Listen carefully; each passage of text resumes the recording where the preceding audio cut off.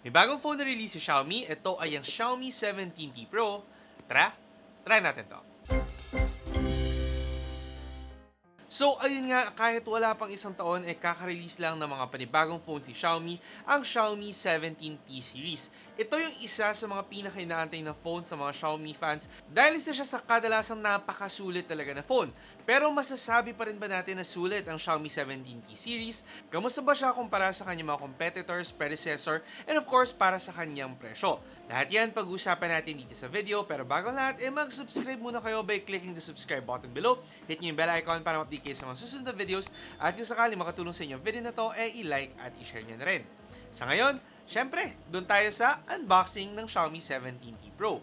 Looking at the box of this phone, very trademark Xiaomi naman yan, wala masyadong bago. Tanggalin nyo yung cover at makikita nyo ang kanyang SIM ejector tool, opaque na jelly case at mga documents. Underneath ito ay ang Xiaomi 17T Pro covered in protective paper na syempre naka-indicate yung mga highlights ng phone na to. Underneath pa ang kanyang charging cable at saka ang kanyang charger.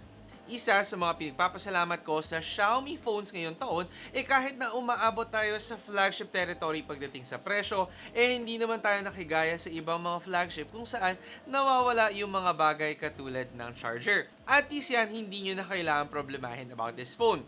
Ngayon, dito na tayo syempre sa Xiaomi 17T Pro at simulan natin sa kanyang design. Looking at the design of this phone, masasabi kong very classy talaga ang mga panibagong Xiaomi 17T series phones. However, kung mapapansin nyo, very similar siya to last year's model. Siguro nga, ang sabi ni Xiaomi, don't fix it if it's not broken.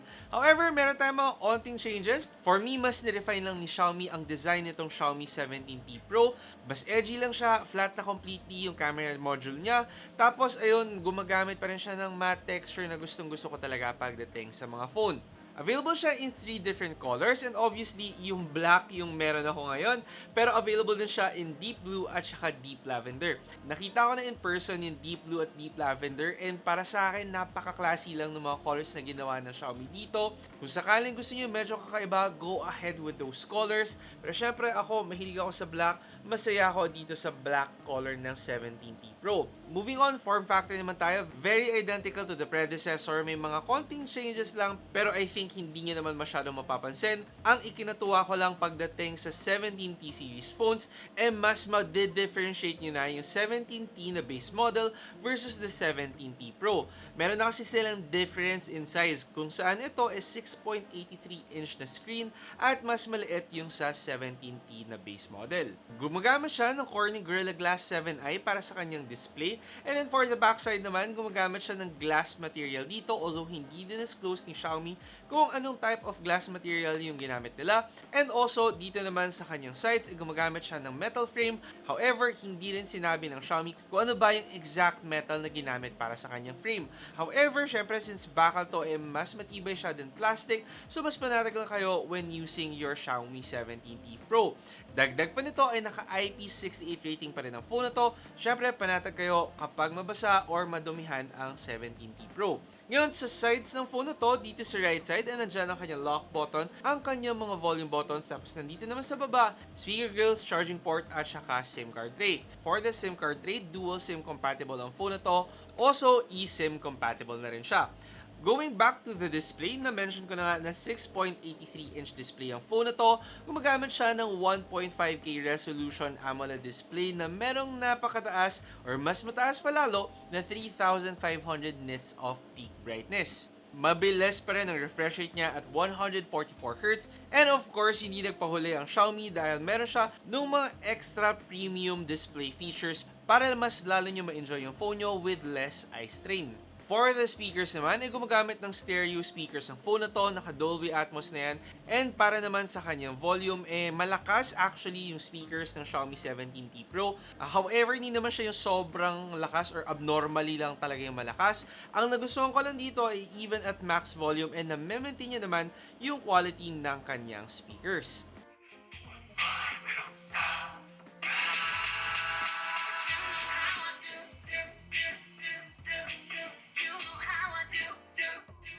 Isa sa biggest upgrades ng Xiaomi 17T Pro ay ang kanyang battery dahil this time meron na siyang 7,000 mAh battery capacity. And itong battery capacity and not just in numbers but also in performance. Siyempre, tinest namin yan with our Mobile Legends test at bumaba lang yung kanyang battery ng 20% after gaming for 2 hours. Siyempre, sinagad ko pa to kasi medyo nag-enjoy ako maglaro on this phone. Mabot ako ng 3 hours of testing at goods pa rin talaga ang kanyang battery performance. Even with PC Mark battery test, maganda rin yung kanyang result. So, masasabi ko for sure na if battery life talaga yung priority nyo when getting a phone, hindi kayo madidisappoint with the Xiaomi 17T Pro. Ngayon, for charging naman, meron siyang mas mataas sa 100-watt charging na buti naman inakyat nila ng konti yung charging speed considering na mas mataas yung battery capacity ng phone na to. Pwede rin siya for 50-watt na wireless charging at meron din siyang reverse wireless charging na feature. Meron ding smart charging features para lalong mas ma-preserve nyo yung battery health ng phone na to. Pero syempre, kung mapapansin nyo, karamihan talaga hina-highlight yung camera performance ng Xiaomi 17T Pro. And with good reason naman kasi gumagamit siya ng 50 megapixel na main camera, a 50 megapixel 5x optical zoom na telephoto lens, and then a 12 megapixel ultra-wide lens. Unahin muna natin sa main camera and no questions asked naman for phones at this price range talaga. May expect nyo maganda talaga yung kanyang camera performance. Yun nga lang para sa akin, pagdating talaga sa mga Xiaomi phones, may medyo kakaiba yung timpla nila. May pagka-moody talaga or contrasty yung mga photos na napoproduce nila. So, syempre, depende na lang talaga yan sa taste nyo in color output. Pagdating naman sa kanyang ultra-wide lens, medyo para sa akin dito tayo nag-hold back with only 12 megapixels. Pero looking at the outputs naman, nakapag-perform pa rin ng maayos ang phone na to. Andyan pa rin yung detail, hindi gaano soft yung kanyang edges, and may very minor lang tayong change in color output. Para sa akin, yung main highlight talaga, or yung for sure napapansin nyo sa iba, hina-highlight talaga nila yung telephoto lens ng phone na to. Dahil sa kanyang telephoto lens, capable siya of shooting up to 5x optical zoom.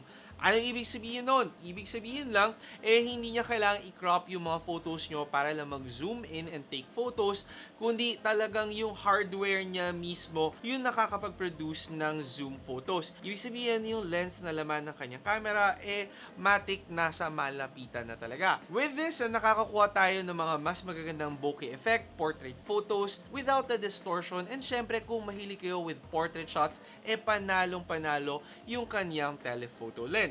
Sakali naman na abutan kayo ng gabi, hindi rin kayo mag-worry kasi with the Better Light Fusion 950 na camera sensor, mas nagtitake up din ng light ang kanyang camera, and may kita nyo naman sa output na hindi ako nag-struggle, actually automatic na rin yung night mode niya. So talagang nakiklik na lang kayo sa gabi and no worries na kayo with the Xiaomi 17T Pro. With the selfies however, meron siyang 32 megapixel selfie camera, and for me, hindi lang nag-translate ng maayos yung kanyang taas na megapixel at price point para sa output na ine-expect ko. Medyo washed out lang yung colors, and ewan ko, hopefully magkaroon ng updates dito si Xiaomi, pero hindi ko lang masyado nagustuhan yung color ng kanyang selfie camera.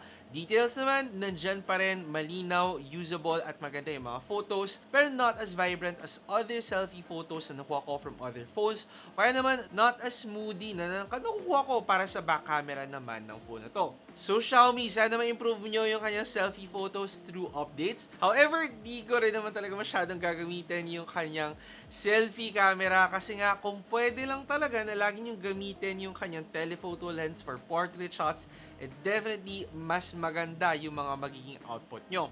Finally, for videos naman, capable siya of shooting up to 8K at 30 FPS, and available din siya in log format para dun sa mga mas technical talaga mag-take ng videos dyan. Nakikita nyo dito sa videos na meron tayong magandang color output at detail. Nakakakita ako ng onting stuttering pagdating sa kanyang videos. So, medyo nag-expect ako syempre ng more for a phone at this price. So, meron tayong upgrade in terms of camera sensor, and of course, dahil nga engineered yan by Leica, feeling ko dito talaga nanggagaling yung moody colors ng mga Xiaomi flagship devices. Pero syempre, yan yung mas achievable using yung more powerful chipset ng phone na to, which is a MediaTek Dimensity 9500 na chipset. Upon testing, mataas talaga yung result na nakuha ko. So, gets ko naman yung mas mataas na price ng Xiaomi 17T Pro. Talagang legit, flagship level ang device na to. With 3 million score na Antutu, 21,000 points pagdating sa GPU result ng kanyang Geekbench, mataas na score sa PC Mark at saka 3D Mark, and definitely no questions asked kung gaano kalakas yung performance ng phone na to. I even opened multiple apps just to check kung mag-hang ba siya or magka-crash ba siya, and wala akong naging issues on this phone. Naglalaro pa ako kahit ang daming naka-open na mga app.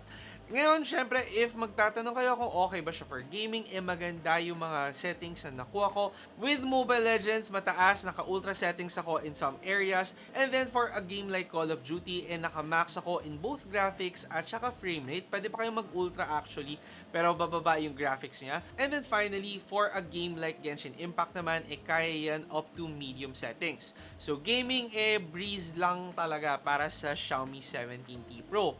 For thermal management naman, hindi pa rin talaga natin may iwasan na uminat ang phone na may ganito kalakas na chipset.